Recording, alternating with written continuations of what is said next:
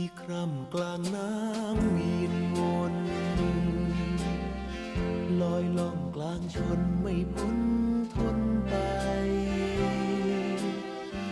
อยู่กับเรือเบื่อใจ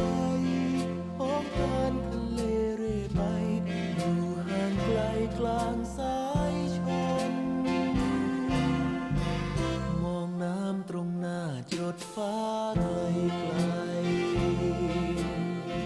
ว่าเวดวงใจไม่เห็นผู้คนคลื่นและลมสู้ทนทุกใจปานใดไม่มุ่งสู้แดดฝนลำบากกายอยู่ว่างทะเลนานนานท้องเรือเป็นบ้านท้องทานเรื่องตายสิ้นชีพสิ้นชนเคราะห์ร้ายที่ศพฝังโดยง่ายฝากเอาไว้ใต้คมคา